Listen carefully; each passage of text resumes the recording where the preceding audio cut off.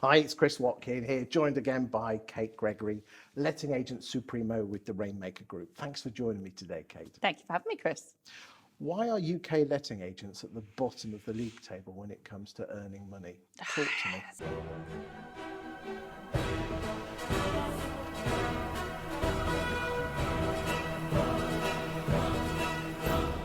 So this is a particular bugbear of mine. I was very fortunate to have worked in property in a few different countries. I was a real estate agent over in Switzerland for some time, selling ski apartments and chalets up in the mountains. And then I worked as a real estate agent for Sotheby's in Vancouver in Canada. Now over there, heavily regulated industry, just like it is in America and Australia. You have to pass, an equivalent to a university degree exam to be licensed. You sit your license under a particular real estate brand. So it's incredibly regulated. As such, it is a very highly thought of and esteemed position. Now, as a highly thought of esteemed position, the fees are sometimes quite eye-watering, especially to us here in the UK. So moving back, and obviously having been in the industry for nearly 22 years now myself, there's a huge difference in the public perception, and it infuriates me because you and I both know how hard the people diligently work in this industry, and especially in lettings, all of the 170 pieces of legislation that people are adhering to, keeping people, landlords, tenants safe. There's a huge amount of work that goes into it, and it's massively undervalued at the moment. So I do think regulation has something to do with it. But I also do think that public perception, trust, honesty, all of those kind of things have a massive effect as well. And working over there where fees can be sort of 18 to 25%, for work that we do is just mad, and I'd love to be able to help see that, drive that up in this country. So what can letting agents do to drive their fees up? I mean, we can't wait for ROPA, Well, we're all waiting for ROPA, right? And even when it does get announced, it'll be a few years up before. Absolutely. I think it does come down to training. Training is huge. I think we are sort of looking for differentiations between us and other agents. If we can train our staff, train ourselves, develop ourselves, that will really help.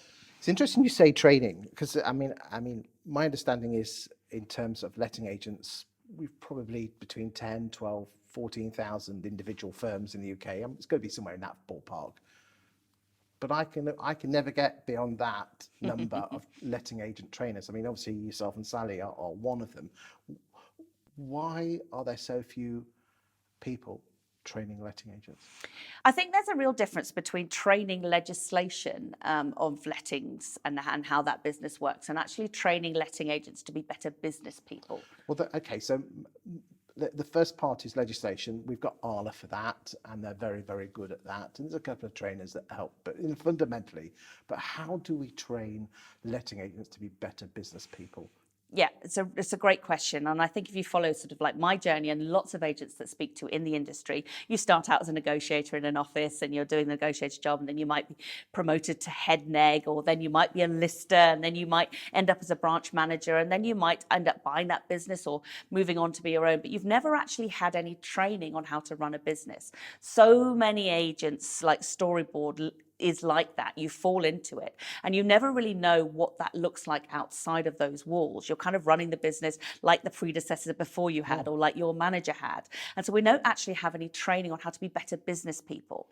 Part of the thing with lettings industry is that, as I said previously, it's a service-driven industry. So you can fall into that gap of yes, sir, doing everything like that for free, but it doesn't make good business sense. Is this the classic on the business as opposed to in the business? Absolutely. Are we doing everything every hour to make money and to move the needle of our business? Probably not. But have you been trained in any other way to do that?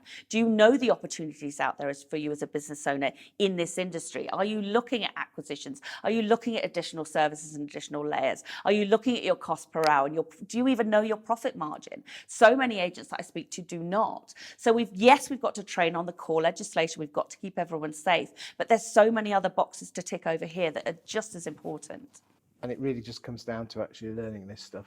It really does, and opening up your eyes to the fact that there is a huge amount of money left on this table. Having worked as an agent over there, and I'm watching them drive around in their incredible cars and the offices. I mean, over there, you've got doctors, lawyers, estate agents in terms of the top, tiered, esteemed professions. Over here, we're right down with politicians and policemen. It's not looking great. So let's drive the standard of the industry up by offering better service, by training better, and be better as business people.